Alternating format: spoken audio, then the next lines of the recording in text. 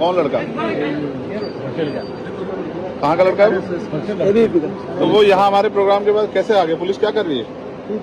वो कैसे तोड़ दी हमारी गाड़ी? है कोई जवाब आपके पास कि कोई आके 200 लोग वो तोड़ देंगे और ये 400 लोग जाके मुंह तोड़ दें उनका, फिर क्या होगा? ये कानून व्यवस्था आपकी? कौन है गेट बंद करने वाले? खुलवाइए गेट, कहिए उनसे हटे वहां से। दिमाग खराब हो गया क्या? क्या कानून व्यवस्था है पुलिस की? या क्या संविधान का राज खत्म हो गया क्या कि कोई भी आके उद्दंडता कर देगा, पुलिस तमाशा देखती रहेगी? यहाँ के डीजीपी का नंबर दो। कौन है डीजीपी? क्रांतिकारी नमो बुधाय, जय भीम, जय भारत, जय संविधान। मेरा मनोजरन और आप देख रहे हैं अध्यात्म पावर। दोस्तों, जब से भीम आर्मी चीफ आज़ाद समाज पार्टी के राष्ट्रीय अध्यक्ष व नगीना सांसद चंद्रशेखर आज़ाद बिहार पहुंचे हैं और एक के बाद एक बिहार में रैलियां कर रहे हैं, और रैलियां भी इस तरह की रैलियां कि कोई भी ऐसी रैली नहीं है जहां पर लाखों की भीड़ ना हो। आपको बता दें साथियों कि चुनाव के नतीजे कुछ भी हो, ये अलग बात है, लेकिन जिस तरह से चंद्रशेखर आज़ाद की लोकप्रियता बढ़ती जा रही है, जिस तरह से लगातार चंद्रशेखर आज़ाद के प्रति दीवानगी बढ़ रही है, उससे कहीं ना कहीं विरोधियों के पसीने छूट रहे हैं। जैसा कि साथियों मैं आपको बता दूं कि पहले ही आज़ाद समाज पार्टी के राष्ट्रीय अध्यक्ष व नगीना सांसद चंद्रशेखर आज़ाद ने ये बात कही थी कि बिहार में जिस तरह से उनके साथ ये जो सरकार है, एनडीए की सरकार है, ये गेम खेली है। पहले तो चुनाव आयोग ने धोखा दिया कि उनकी चुनाव चिन्ह केतली को हटा दिया, वहाँ पर किसी और को केतली का चुनाव चिन्ह दे दिया। फिर उसके बाद कई जगह पर चुनाव चिन्ह उनके एयर कंडीशनर भी नजर आए। तो साफ यहाँ से तो स्पष्ट है कि चंद्रशेखर आज़ाद को रोकने के लिए किस प्रकार की साजिश की जा रही है। पहले उनके चुनाव चिन्ह को छीना गया, उसके बाद चंद्रशेखर आज़ाद की जो सुरक्षा है उसको ख़त्म कर दी गई। जैसा कि सभी लोग कहते हैं कि चंद्रशेखर आज़ाद के पास Y+ सुरक्षा है, उनके पास एक से बढ़कर एक सिक्योरिटी है। लेकिन चंद्रशेखर आज़ाद जब बिहार पहुंचे तो उन्होंने लाइव आकर ये बात कही थी, क्या जो खतरा है मुझ पर वो सिर्फ उत्तर प्रदेश में है और जगह नहीं है। बिहार में जिस तरह से चंद्रशेखर आज़ाद के साथ ये भेदभाव किया गया, कहीं ना कहीं चंद्रशेखर आज़ाद पहले ही से इस बात का संकेत दे दिए थे कि कुछ भी हो सकता है। और साथियों मैं आपको बता दूं कि हुआ भी। भीम आर्मी चीफ चंद्रशेखर आज़ाद की गाड़ी को कुछ आतंकवादियों ने जाकर तोड़ दिया, और सिर्फ एक दो नहीं बल्कि सैकड़ों में लगभग 200 लोग अचानक उनकी रैली में घुस गए और चंद्रशेखर आज़ाद की काफिले वाली गाड़ियों को जितने भी आतंकवादी थे डंडे से मारकर तोड़ दिए। आपको बता दें कि चंद्रशेखर आज़ाद काफ़ी आक्रोशित हुए और तुरंत जितने भी वहां पर पुलिसकर्मी थे उन पर फायर हो गए। आखिर चंद्रशेखर आज़ाद ने उनको कैसे पटखार लगाई, पहले आप चंद्रशेखर आज़ाद का ये तेवर देखिए, उसके बाद हम सीधे आपसे बात कर रहे हैं। कौन लड़का? कहाँ का लड़का है? तो वो यहाँ हमारे प्रोग्राम के बाद कैसे आ गए? पुलिस क्या कर रही है? वो कैसे तोड़ दी हमारी गाड़ी? ये पुलिस क्या करती है यहाँ? पुलिस की क्या रिस्पॉन्सिबिलिटी है कोई जवाब आपके पास कि कोई आके 200 लोग वो तोड़ देंगे और ये 400 लोग जाके मुंह तोड़ दें उनका, फिर क्या होगा? ये कानून व्यवस्था आपकी? क्या कर रही है पुलिस कि कोई 200 लोग आके यहाँ कोई आंदोलन चल रहा है क्या?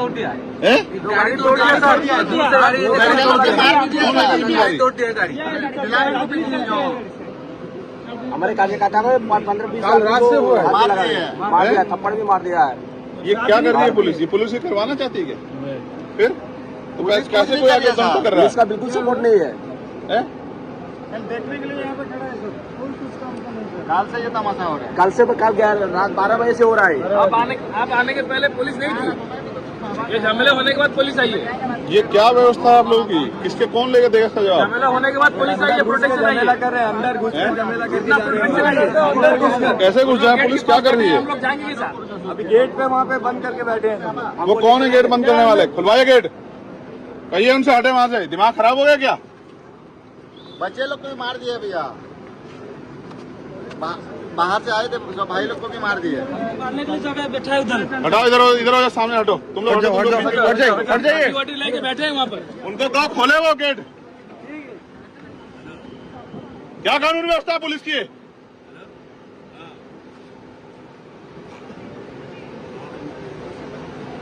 इसी हमेशा होता है। या क्या संविधान का राज खत्म हो गया क्या कि कोई भी आके उद्दंडता कर देगा, पुलिस तमाशा देखती रहेगी।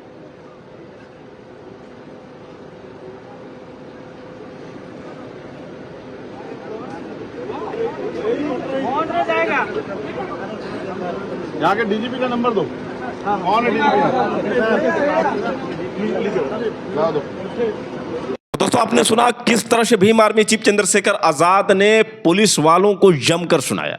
उन्होंने कहा कि यहाँ पर संविधान की धज्जियां उड़ाई जा रही है, कैसे वो अचानक में घुसे और इस तरह से हमारी गाड़ियों को तोड़े। जरा समझ सकते हैं साथियों की किस प्रकार की शासन व्यवस्था है। एक सांसद, नगीना सांसद चंद्रशेखर आजाद एक खुद पावर है, इसके बावजूद भी चंद्रशेखर आजाद की सुरक्षा को लेकर जिस तरह से यहाँ पर प्रशासन लापरवाह नजर आई, कहीं ना कहीं ये संकेत है कि किस तरह से चंद्रशेखर आजाद के खिलाफ ये बौखलाहट देखने को मिल रही है। कुछ भी हो साथियों, लेकिन चंद्रशेखर आजाद की जो रैलियां हैं और जिस तरह से चंद्रशेखर आजाद जनसभाएं कर रहे हैं, लगातार बिहार में जिस तरह से चंद्रशेखर आजाद की धाकड़ रैलियां हो रही हैं, जिस तरह से लगातार चंद्रशेखर आजाद विरोधियों पर बरस रहे हैं, गरज रहे हैं, कहीं ना कहीं विरोधियों के पसीने छूट रहे हैं। वैसे साथियों, मैं आपको बता दूं कि चुनाव का नतीजा कुछ भी हो सकता है, चाहे भले ही चुनाव आयोग वहां पर धांधली कर ले, लेकिन कुछ भी हो, चंद्रशेखर आजाद की लोकप्रियता दिन पर दिन बढ़ती जा रही है। आपको बता दें कि चंद्रशेखर आजाद पहले ही इस बात का संकेत दिए थे कि उनके ऊपर हमला हो सकता है। जरा सुनिए कि किस तरह से चंद्रशेखर आजाद ने लाइव में आकर ये बात बोली थी। 2 घंटे एयरपोर्ट पे इंतजार करते रहे। 1:30 बजे का समय था फ्लाइट चलेगी, वो फ्लाइट 1:30 की बजाय 2 बजे चली। 2 बजे के बाद जो फ्लाइट 4 बजे, उसको 3:30 बजे पहुंचना था, लेकिन दूसरा ट्रैफिक था। ट्रैफिक का मतलब जब प्लेन चलता है उसको ट्रैफिक कहते हैं कि और भी प्लेन ट्रेवल कर रहे होते हैं। उसको उतरना था जहां दरभंगा एयरपोर्ट पे, वहां ऑलरेडी एक और फ्लाइट टाइम वो कर रही थी, क्योंकि ये टाइम चेंज हुआ था तो उसको जगह मिलनी थी, तो वो आधा घंटा और लेट हुआ। हम लगभग 4 बजे उतरे और 4 बजे के लगभग उतर के बाहर आके 15 मिनट वॉशरूम वगैरह करके हम लोग निकले। अब सभा स्थल है, क्योंकि सड़क है, 150 किलोमीटर जाना है, 3 घंटे 3.5 घंटे का रास्ता है। वैसे तो हम पे विरोधियों का कहना है कि बहुत सरकार की बड़ी कृपा है, लेकिन एक सिंगल पुलिस का कांस्टेबल भी हमें सरकार ने यहाँ दिया नहीं। इलेक्शन कमिश्नर ने दिया एप्लीकेशन करने के बाद। ठीक है यार, नहीं देते उनकी मर्जी है भाई। अब अपना जीवन तो एक बार जानते एक दिन जानी है, तो उसकी काहे की ज्यादा परवाह करनी। तो हम लोग उसकी चिंता नहीं कर रहे, लेकिन मैं आपको बता रहा हूं कि कृपा मेरे ऊपर ज्यादा, मेरे विरोधी इस बात को कहते हैं। अब क्या है कि हम लोग निकले तो जाम और तमाम तरह की चीजें, और टोल टैक्स पे भी इस तरह की समस्या आती है। लेकिन बेसिक समझाने का कारण ये है कि सोचो हम लोग निकले हैं और परमिशन का एक टाइमिंग है, इस समय से इस समय तक परमिशन होगी, और फिर लोग दूर से आते हैं जाते भी है, सर्दी का समय और बारिश का मौसम है। जब आप पे उस तरह की व्यवस्था नहीं होती तो 3 घंटे का समय 4 घंटे का हो जाता है। क्योंकि कहीं अगर कोई, क्योंकि चुनाव चल रहा है तो सारे प्रत्याशी प्रयास कर रहे हैं, कहीं किसी की रैली या कहीं किसी का रोड शो या कहीं किसी मीटिंग से अगर आप गुजरते हुए सड़क पे, और क्योंकि काफिले चलते हैं, अगर कहीं आप उसमें फंस गए तो फिर आपका सफर कई घंटे फालतू का हो सकता है। अब वो उस कार्यकर्ता के बारे में सोचो जो चुनावी रैली करा रहा है, उसका क्या होगा। ज्यादा लेट पहुंचे लोग चले गए तो लोगों में नाराजगी हो जाएगी, क्योंकि जिस नेता को देखने आए थे वो आया नहीं है, तब तक पहुंचा नहीं था, तो उसका नुकसान भी हो सकता है आर्थिक, उसका पूरा चुनाव भी खराब हो सकता है।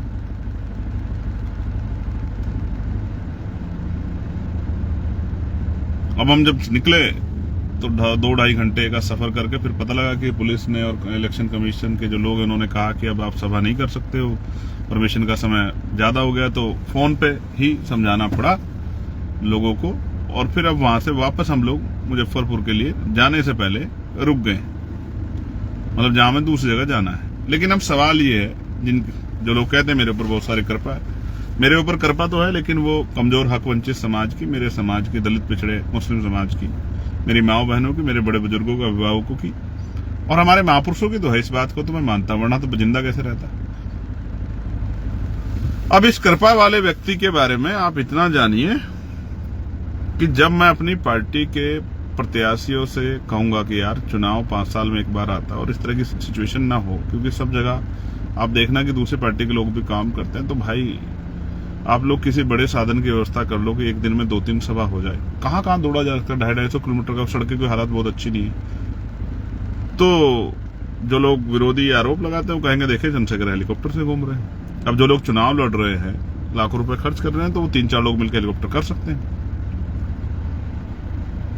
ऐसा हमारा प्रयास भी रहेगा। लेकिन सवाल ये है कि जहां मैं अभी खड़ा हूं, जहां रुक के मैं लाइव कर रहा हूं, बिहार का जो के हालात हैं, आपने खुद देखा होगा कि बिहार में किस तरह गोली और तमाम तरह की चीजें हो रही हैं। और मैं वो शख्स हूं जिसके ऊपर गोली ऑलरेडी चली।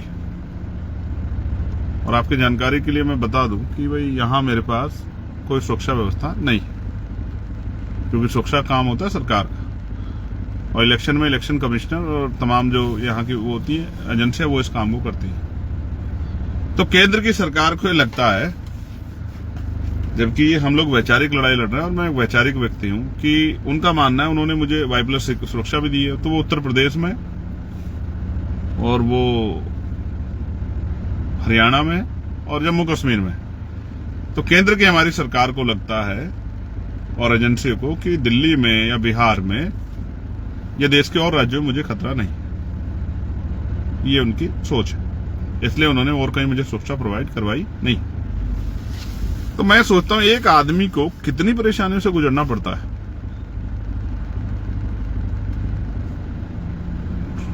तमाम तरह की परेशानियों से, मानसिक, फिजिकली भी और परेशानियां हो जाती है, और उनके बाद एक कार्यकर्ता के ऊपर क्या गुजरती है जब उसकी रैली नहीं हो पाती। आप सोचिए, जो लोग आए हैं और इंतजार 3-4 घंटे 5 घंटे को इंतजार करे, और जब वो वापस लौटता है तो उसके मन में कैसी बीतती है। क्या वो सकारात्मक ऊर्जा लेकर घर जाता है, नकारात्मक ऊर्जा लेकर? ये बात मैं आपसे इसलिए कह रहा हूं कि यार राजनीति बिना साधन के बहुत मुश्किल काम है, और जिन वर्गों की मैं राजनीति करता हूं वो आर्थिक रूप से बड़े कमजोर हैं।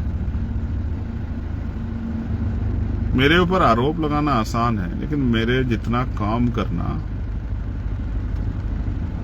वो बहुत कठिन है। मेरी तरह जान को दांव पे लगाना वो बहुत कठिन है। जिस तरह के हालात हैं, जहां ये नहीं पता कि कहां से गोली आएगी और कौन वैचारिक विरोध में सरफिरा आपके साथ किस तरह का व्यवहार कर देगा, वहां मैं सिंगल गाड़ी से जाके प्रचार के लिए निकलता हूं अपने 4-5 साथियों के साथ। क्योंकि ऐसा नहीं कि मुझे चाहने वाले कम है, लेकिन समस्या ये है कि अगर उन चाहने वालों को पता लग जाए कि मैं उस रास्ते से गुजर रहा हूं, तो मुझे जहां मुझे पहुंचना है 2 घंटे लगेंगे, वो मुझे 4 घंटे में जान देंगे। मैं उनके प्यार को जानता हूं, और ये बिहार में भी मिलता है, ये मध्य प्रदेश में मिलता है, ये उत्तराखंड में भी, राजस्थान, हरियाणा, पंजाब, यूपी, सब जगह मिलता है। ये छत्तीसगढ़, उड़ीसा में मिलता है, ये झारखंड में मिलता है। इस गलतफहमी में मत रहना कोई कि प्यार करने वाले लोग कम है, लेकिन साधन उनके पास कम है, इस बात को मैं जानता हूं।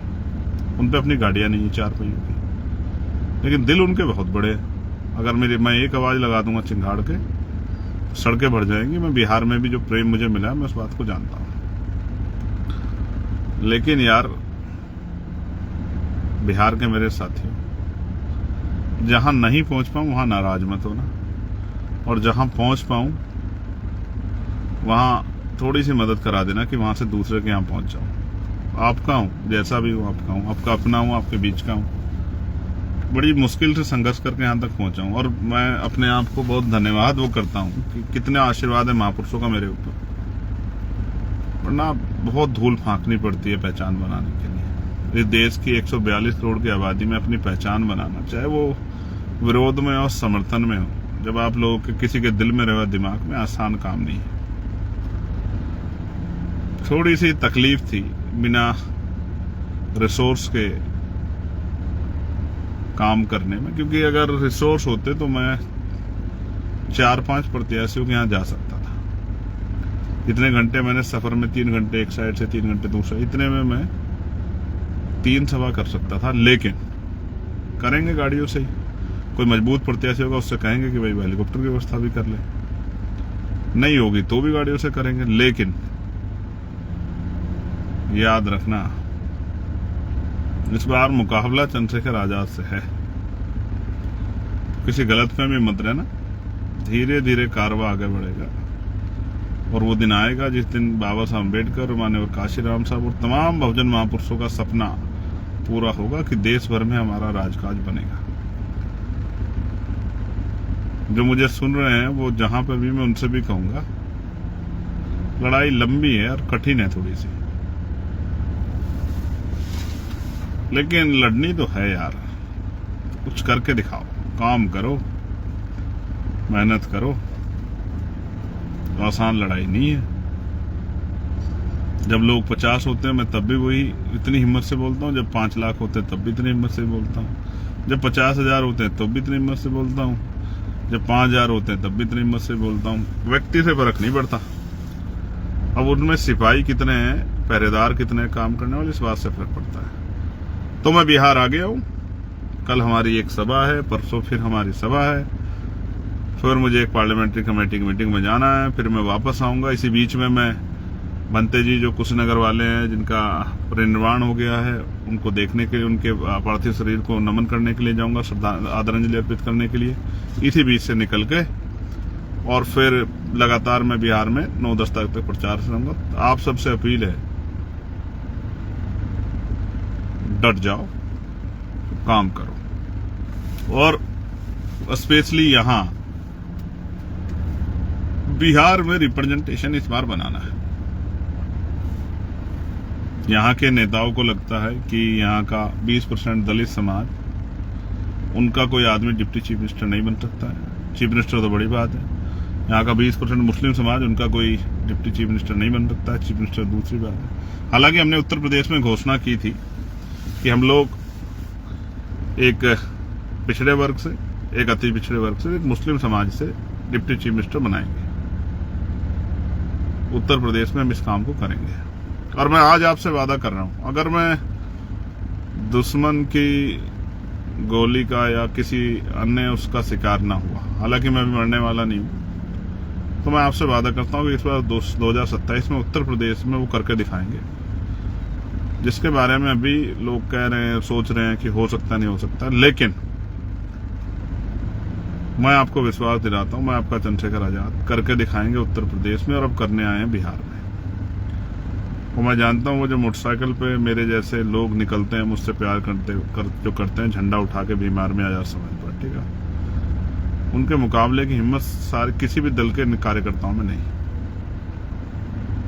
लेकिन मन में संकल्प तो कर लिया कि इस बार उत्तर प्रदेश को तो यहाँ के बाद बताना है कि उत्तर प्रदेश में बहुजन समाज का सूखा जो 2012 से लगा हुआ है, 15 साल बाद राम जी का वनवास भी 14 साल का था, जो 15 साल बाद 15 साल का सूखा है, उसका अंत 2027 में करना है।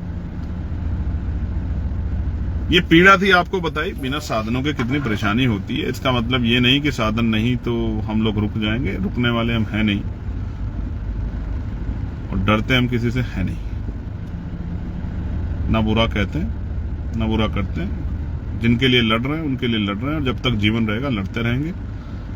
इस लाइव के माध्यम से अब मैं कोशिश करूंगा इसी फेसबुक पेज के जरिए लाइव आके अपनी बात रख दिया करूं, क्योंकि मैंने महसूस किया कि हमारी एक बहुत बड़ी आबादी, एक बहुत बड़ी संख्या फेसबुक पे है और फेसबुक से बहुत सारा प्रचार काम होता है। टीवी मीडिया कहां दिखाता है आप जानते हो।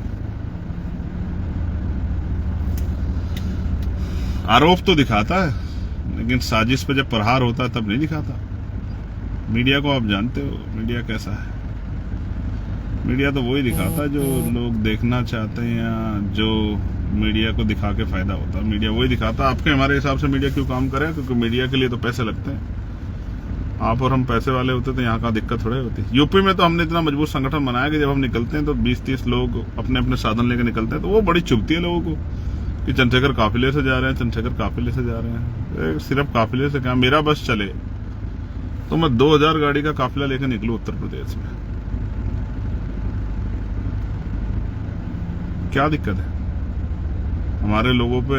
मैं तो चाहता हूं हमारे हर आदमी पे घर घर 4 पहियों गाड़ी हो, उनके पास रोजगार हो, उनके पास जमीन हो, उनके पास नौकरी हो, उनके पास ठेकेदारी में उनको अवसर मिले, वो पैसे वाले हो। मैं तो चाहता हूं और हर आदमी गाड़ी वाला हो, 4 पहियों गाड़ी वाला हो, बढ़िया साधन के घर अच्छे हों, उनके पास खाने पीने की सुविधाएं अच्छी हों, उनके पास और तमाम तरह के साधन हो, और वो हर आदमी मेरे लिए गाड़ी निकाले घर से बाहर कि चलिए आज भाई कहीं जा रहे हैं तो हम सब लोग चलेंगे उनका सहयोग करने के लिए। मैं तो इस बात से घबराने वाला नहीं हूँ। साधन बनेंगे तो मैं हेलीकॉप्टर से भी घूमूंगा अपनी पार्टी का प्रचार करने के लिए, उससे भी बड़े कोई साधन होंगे और हमारे लोग व्यवस्था करके देंगे तो उससे भी घूमूंगा, और मेरे लोग कहेंगे कि पैदल साइकिल पे घूम लो तो उससे भी घूमूंगा। मैं तो अपने लोगों के साथ हूँ। आज मुझे कोई फ्लाइट में मिला था, उसने कहा कि साहब मैं 2 चीजों को करता हूँ, एक ईगो मत रखो, हार मान जाओ, और दूसरा चुप, एक हार मान जाओ, एक चुप मार जाओ, यानी कि चुप हो जाओ। कोई कुछ कह रहा कहने दो, लड़ो मत। जीवन एक बार मिला यार, और हमें मिला है तो हम करके दिखाएंगे। इस बार चंद्रशेखर आजाद दुश्मन की साजिशों का शिकार नहीं होगा, किसी धोखे का शिकार नहीं होगा। जिस तरह पिछले वो आजादी की लड़ाई वाले हो गए थे ना, कि उनके अपने साथियों ने दुश्मन को साजिश का शिकार उनको बनवा देते, इस बार चंद्रशेखर आजाद बहुजन समाज को राष्ट्रपिता ज्योतिबा फुले, छत्रपति साहू जी महाराज, बाबा साहब अम्बेडकर, माननीय काशीराम था और अर्जन संघ के हमारे जो महामानव है, उनके महापुरुष है, उनके सपनों को पूरा करे बगैर जाएगा नहीं कहीं। ये वही धरती है जहां बिहार के लेनिन को सरेआम गोली लगी थी। बिहार एक क्रांति धरा है और एक क्रांतिकारी क्रांति धरा पे है। आपका स्वागत, आपका भाई चंद्रशेखर आजाद। पीड़ा इसलिए बतानी थी कि आपके चाहने वाले बड़े आरोप बहुत लगाते हैं, ये है, ये है, ये है, ये है। अब क्या करें? आरोपों की परवाह करेंगे तो काम कौन करेगा? जितना जल सकते हो भैया जलो। आजाद समाज पार्टी अपना काम करेगी। आप सबके लिए मंगल कामनाएं। जय भीम, जय भारत। कोशिश करेंगे जिन प्रत्याशियों के फेवर में आए हैं प्रचार करने, उनके लिए प्रचार करेंगे। आप ये जानिए, संविधान ने आपको रोटी, कपड़ा, मकान सारे अधिकार दिए हैं, नौकरी, रोजगार, समता का अवसर, तमाम घूमने फिरने जाने आने का, लेकिन सबसे बड़ा अधिकार दिया है वोट का अधिकार। ये आपसे कोई नहीं छीन सकता, ये आपका अधिकार है। इसके ऊपर कोई प्रेशर नहीं। बाकी सब चीजों की सरकार का महत्व, लेकिन वोट देने में किसी का महत्व नहीं। आपकी वोट अपनी वोट है, इसको बहुत सोच समझ के दें। और जहां आजाद समाज पार्टी का प्रत्याशी है उसको तो ये समझ के वोट दें कि वोट हम मनुवाद की छाती पर कील ठोकने के लिए और आजाद समाज पार्टी यानी कि महापुरुषों की विचारधारा के दल को शक्ति देने के लिए कर रहे हैं। हमारी वोट हमारा संरक्षण करेगी, क्योंकि जब चुनाव के बाद 5 साल आपको जरूरत पड़ेगी, आपकी तरफ कोई नहीं देखेगा, तब आप देखोगे कि चंद्रशेखर भाई कहां से आएगा। तो इस बार चंद्रशेखर आजाद को कम से कम इतना प्रतित्व दो कि वो यहां उसकी आपकी समस्याओं पे उसकी पार्टी चुनाव हुआ नेता यहां छन्नाटेदार अपनी बात रख सके और सदन में बैठे, कुर्सी बैठे लोगों को बता सके कि आजाद समाज पार्टी की बात रखने वाला, गरीबों कमजोरों की बात रखने वाला यहां आ गया। बहुत बहुत धन्यवाद, आभार। तो दोस्तों, आपने सुना किस तरह से भीम आर्मी चीफ चंद्रशेखर आजाद ने पहले ही इस बात की पुष्टि कर दी थी कि जिस तरह से मेरे साथ ये भेदभाव हो रहा है, कहीं ना कहीं मेरी रैलियों पर भी असर पड़ सकता है, और वही हुआ। वैसे दोस्तों, आप लोग की क्या राय है? क्या चंद्रशेखर आजाद उत्तर प्रदेश में कमाल कर पाएंगे? अगर आप कुछ कहना चाहते हैं तो आप लोग कमेंट करके जरूर बताएं, और हो सके तो इस वीडियो को ज्यादा से ज्यादा शेयर करें। फिर मिलेंगे अगले वीडियो के साथ, तब तक के लिए क्रांतिकारी नमो बुधाय, जय भीम।